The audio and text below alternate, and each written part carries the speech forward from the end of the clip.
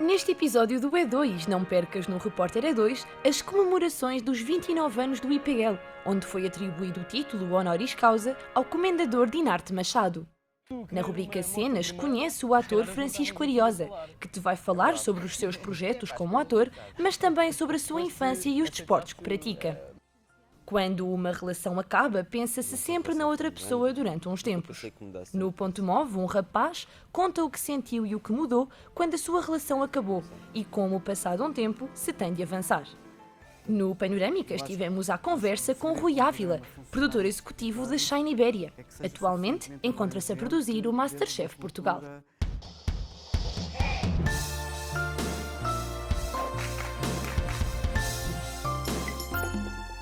Olá, sejam bem-vindos ao E2.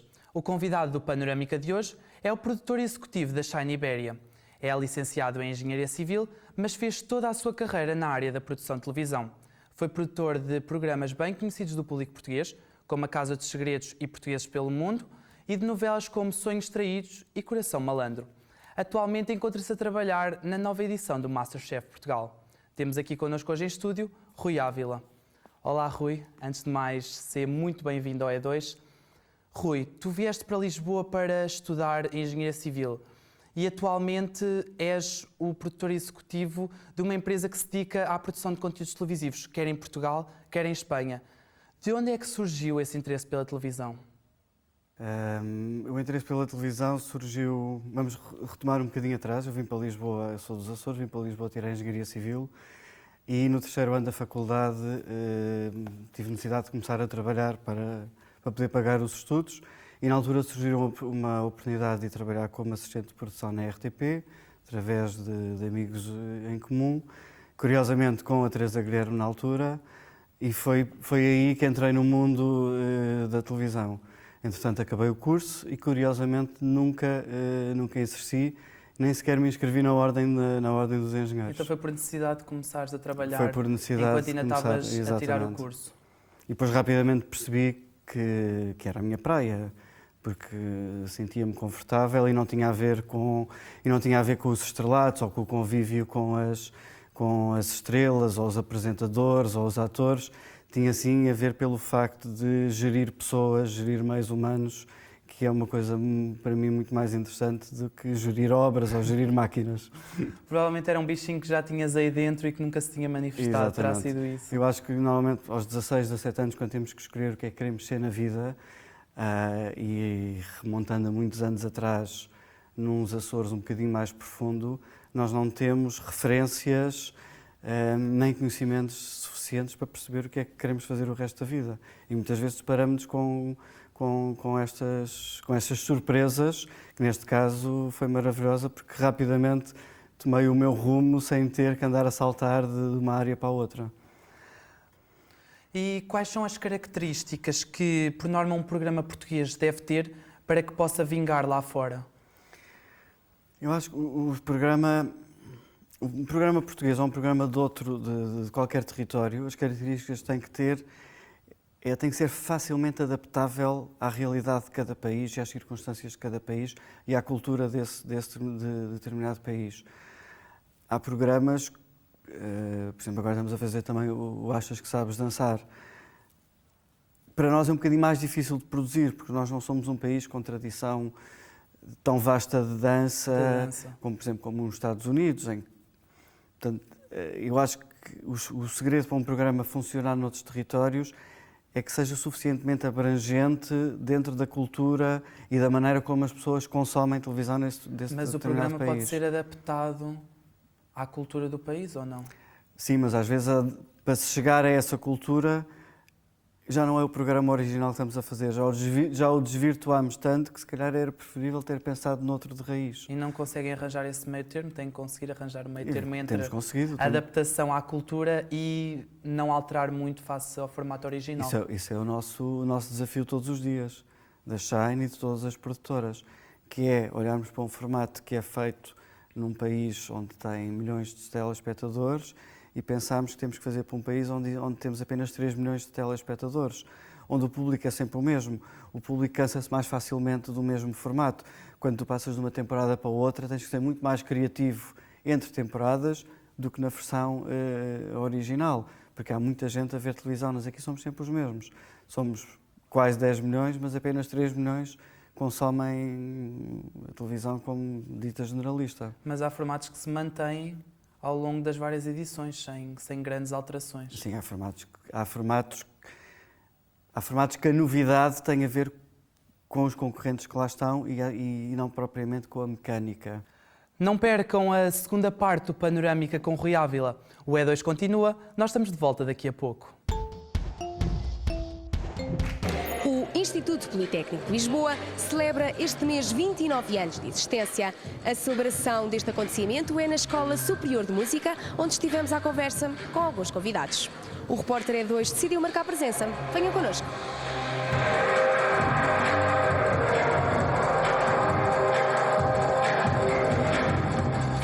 Sabemos que o IPL começou a sua atividade em 1986.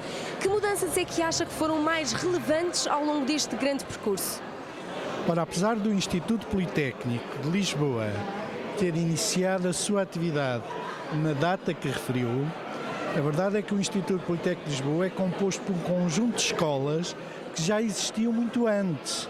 Há algumas que já têm 250 anos, outras com 150 anos, como é o caso do ISCAL, como é o caso do Instituto Superior de Engenharia de Lisboa, e por conseguinte não foi um percurso de 29 anos, é um percurso que tem muito mais anos atrás e algumas delas são as escolas mais antigas na sua área no contexto nacional.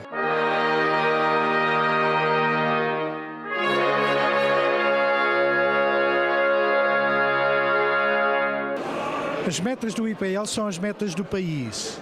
Nós temos que ter a população portuguesa com um elevado nível de preparação e um elevado nível de formação superior.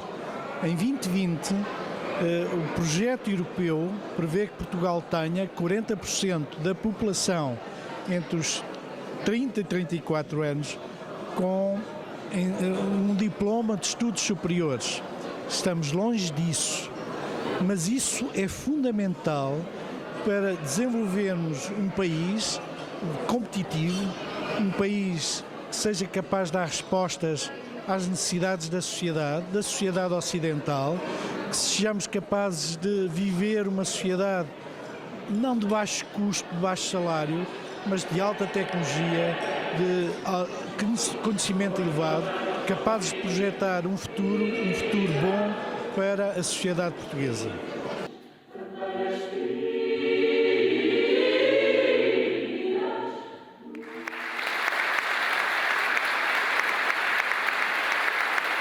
Miguel, quando soube que ia receber a medalha, qual é que foi a sua reação? Foi uma reação muito boa, fiquei muito contente, mas foi totalmente inesperado, não estava à espera de receber uma medalha, ainda por cima uma medalha de prata. Consegues conciliar a vida estudantil com a vida profissional? Eu tento, é uma coisa que custa bastante, tendo em conta que eu não estou cá sempre em Portugal, passo muito tempo fora do país e é muito difícil estar presente na altura dos exames, mas ainda não desisti do curso, continuo inscrito e continuo a tentar fazer as cadeiras que me faltam. Um conselho para os teus colegas que ainda andam na faculdade? Para os meus colegas que ainda andam na faculdade, o melhor conselho que eu lhes posso dar é que estudem, não é?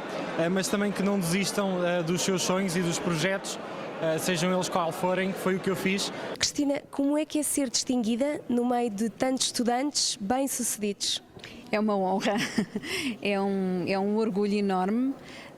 Foi uma surpresa e uma surpresa muito agradável, porque ser empreendedor, e é por isso a distinção aqui, não é assim tão fácil como às vezes pode parecer. É duro, é exigente, é altamente responsável, puxa muito por nós e por vezes também precisamos de uns incentivos e de umas recompensas para continuarmos a acreditar que vale a pena todo o esforço. Na rubrica Marcas Verdes deste mês, vamos conhecer... Foram anos tão gratificantes, foram anos tão desafiantes, tão de abertura de mente, que é maravilhoso sempre voltar aqui e os professores da nossa faculdade sabem que eu venho sempre de coração aberto e venho sempre sim com um bocadinho de nostalgia e de saudade.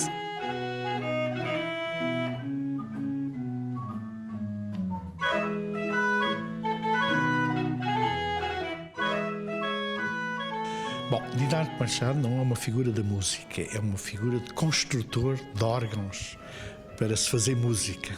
Bem, no mundo do órgão, o que me fascina em primeiro lugar é a sua característica histórica.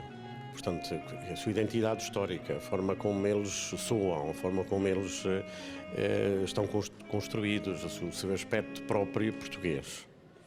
Atribuo a Dinardo Machado as insígnias de especialista honoris causa, simbolizadas na medalha com as armas do nosso Instituto. E, nessa perspectiva, é fundamental que os jovens conheçam estes artistas, porque ele é efetivamente um artista que produz instrumentos musicais de grande valor e de grande património em termos nacionais, recuperando inclusivamente muitos dos órgãos que em Portugal estavam parados, inutilizados, e que efetivamente representam uma componente histórica fundamental e um património tremendamente valioso no espaço nacional. Não é a mesma coisa ouvir um órgão português, um concerto, mesmo que seja Bach, sendo tocado num órgão português, a sonoridade é outra, não significa que seja melhor, mas é diferente.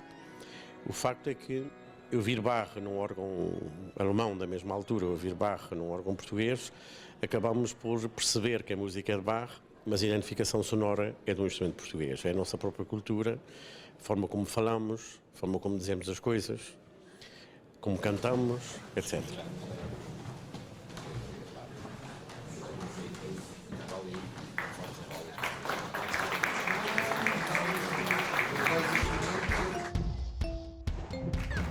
Olá Francisco. Olá. Bem-vindo. Se não fosses tu querer uma moto vermelha, se calhar nós não estávamos aqui a falar. É verdade. É pá, as coisas que tu sabes. Realmente eu só entrei na parte artística e comecei a trabalhar como ator porque queria comprar a minha moto. Assim, que na altura era uma Honda CR80. Depois fazer um casting para o telefilme do Tiago Guedes. Cavaleiros de Água Doce. Se tu depois, entretanto, fizeste esse projeto, ganhaste o cachê, compraste a moto e decidiste que não querias fazer mais nada ligado à representação. Não, porque eu acho que ao contrário desta malta mais nova, eu queria fugir um bocadinho do mediatismo e não achava, nunca quis tirar essa parte, sabes? Uns anos mais tarde ligaram à tua mãe a perguntar se já tinhas barba e tudo, para fazer uma personagem. Se como tu não conseguia fazer o Chico. E depois acabaste por fazer 3 temporadas inteiras de Uma Aventura. Sim. Como é que foi esse projeto?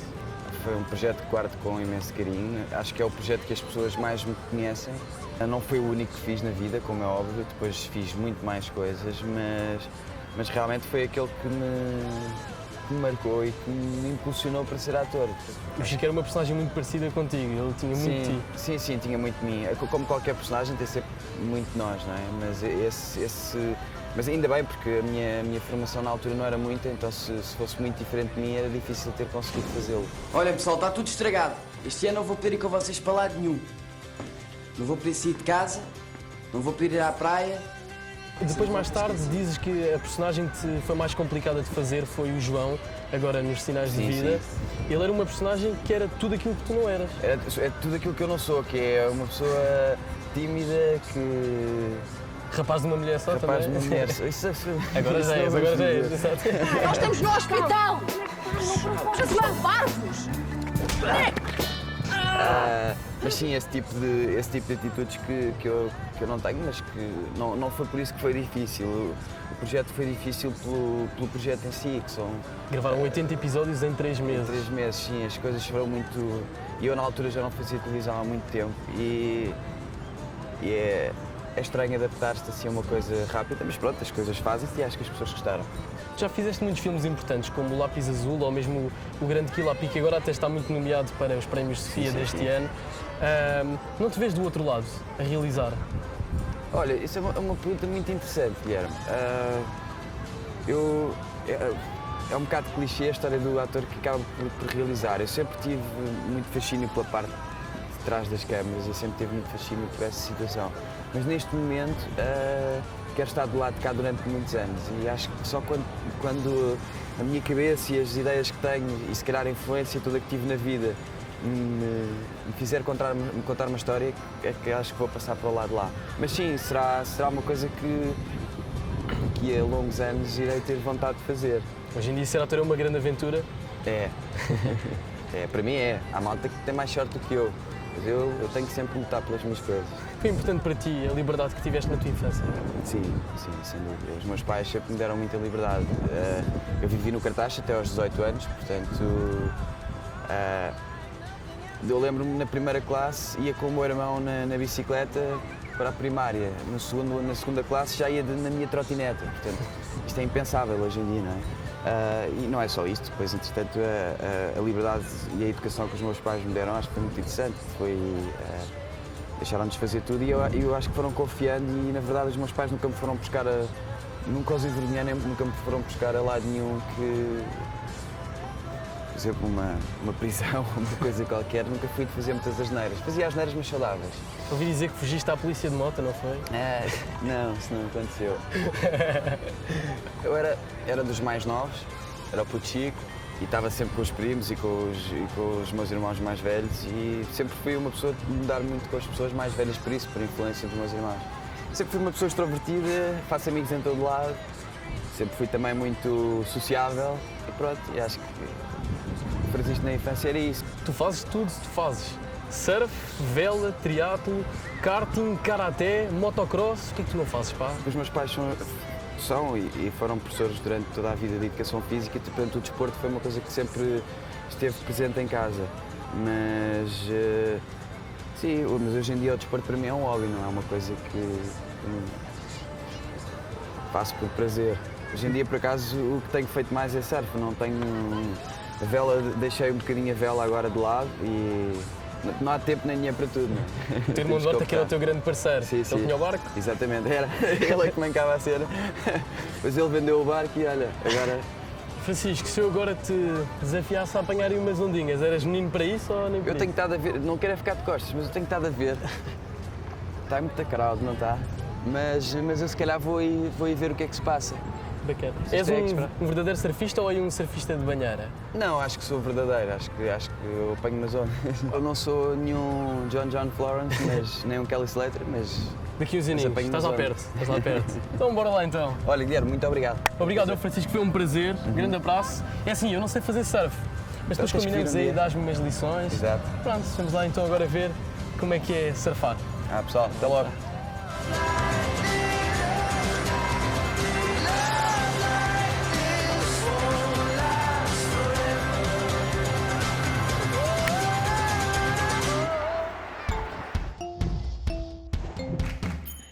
Passaram anos. Sim, anos. E de um momento para o outro, o nosso tempo acabou.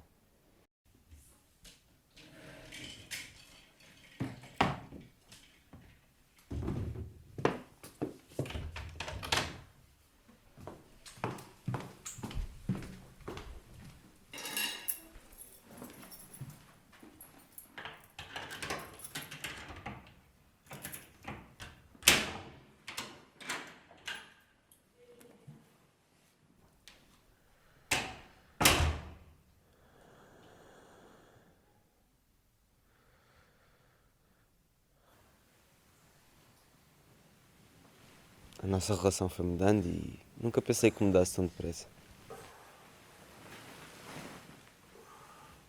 Quando acordo ainda desejo o beijo dela. Sinto falta daquele sorriso.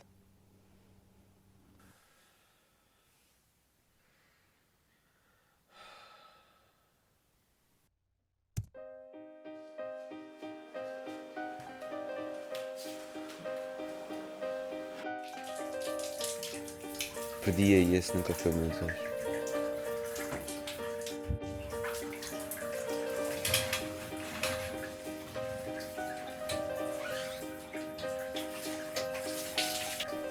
Passam-se horas boas e algumas más, mas a maior parte do tempo afirma-se com toda a certeza querer passar todos os dias e todos os segundos com outra pessoa.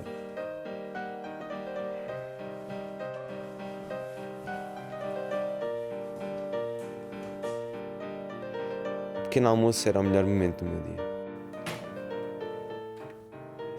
Porque eu passava com ela.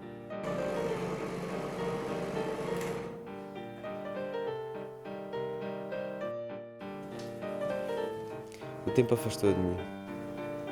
Já passávamos dias sem dizer um simples âmbito. Simples que nunca pareceu tão complexo.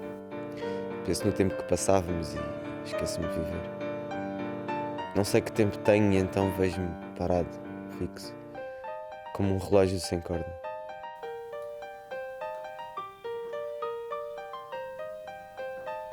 Começávamos a passar horas em silêncio, a ouvir-se apenas o tempo a passar. E agora o silêncio é total. Apercebo-me que o meu tempo passou a ser nosso. E agora acabou. Passo minutos sem ela, horas até, e por vezes dias sem a ver, mas está sempre na minha mente. As horas passam tão devagar que por vezes perco-me na multidão. Até que há um dia que o tempo para e temos de recomeçar.